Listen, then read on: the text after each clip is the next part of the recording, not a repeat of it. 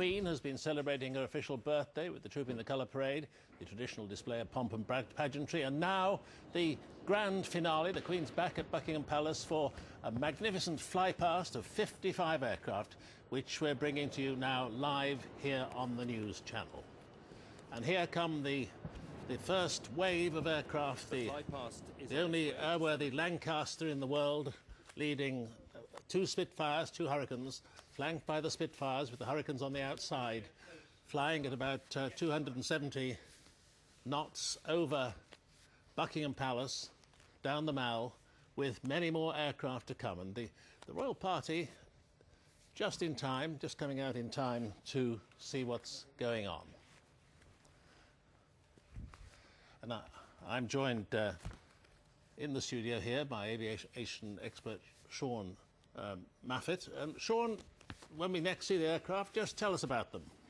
Well, the whole flypast, 55 aircraft, Peter, 14 different types, and their ages range from 68 years, one of those Spitfires, to aircraft that have been delivered just this year. You can see them coming down the Mall there. They've flown in from the East Coast, and there's the Lancaster in the middle, as you said, the two Spitfires on either side, the Hurricanes outside of that. That is the Battle of Britain Memorial Flight, and they always lead these kind of flypasts, travelling at about 2.5 miles a minute, a bit slower than you said, about 150 knots.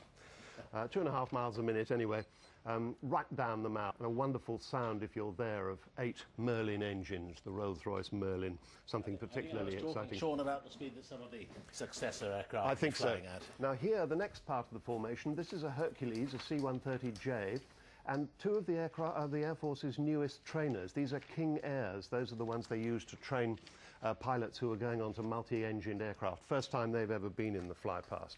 They come from Cranwell, and the Hercules representing the 4 squadrons at Lynham, which is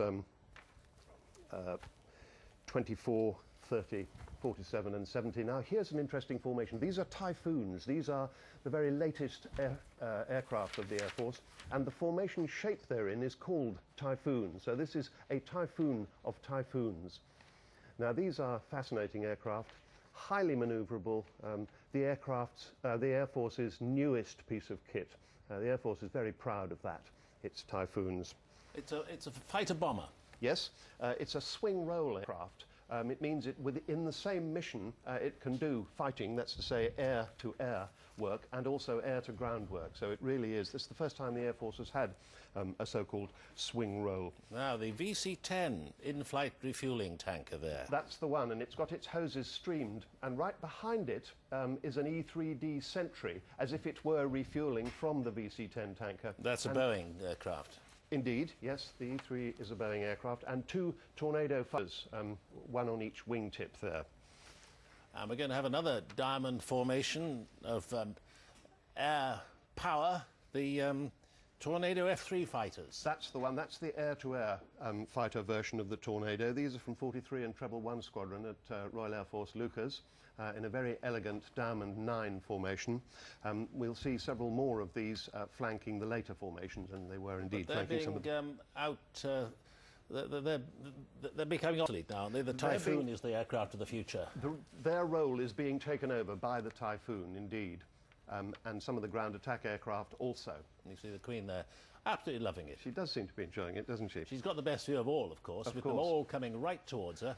And there is the C-17 Globemaster, the very large transport aircraft from 99 Squadron at Royal Air Force Lynham, and 2 more Tornado F-3s on either side of it. Now, here's a bit of controversy coming up next. Yes, the Nimrod. We've got a Nimrod flying, there it is, flying over over central London, and that stirred up a bit of controversy since an Oxford coroner said that they were all airworthy. What's your view? Not airworthy. They were all not airworthy, and had been not airworthy ever since they first came in more than 30 years ago.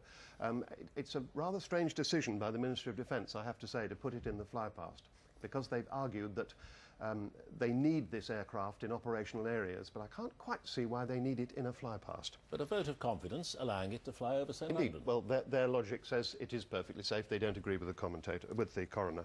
And this is what, a Lockheed But this TriStar. is the TriStar, yes, Timmy the TriStar. Started off as the civilian aircraft that bankrupted Rolls-Royce. Indeed it did, and it's also a tanker and a transport aircraft, and it has on either side, the first time in this Flypast, two Hawker Siddeley, what they were originally, 125 aircraft that are used for transporting VIPs quickly around the place, and the royal family come to that. And the final element, a 16-strong formation. We've not seen one of these for some time. No, indeed we haven't. That's a fantastic shape, isn't it? A Diamond 16 of the Tornado GR4s. This is the bomber version of the Tornado. This is not going to have its role taken over quite so quickly as the fighter version. The Tonker, the Tornado is known as in Air Force parlance. So a Diamond 16, a lovely shape against that, silhouetted against that cloud. It's a perfect day for a Flypast. Sean, thank you very much. And they've that tail, that procession of aircraft has covered what, some 20 miles in the sky. Absolutely, and they've flown in from Southwold on the east coast, which is in an exact line with the Mall. Just watching the royal family there, it's a great event, as the Prince of Wales said yesterday, the Trooping the Colour, and that was a wonderful finale for it on the Queen's 82nd official birthday. Sean Maffitt, thank you very much for that. Thank you very much, Peter.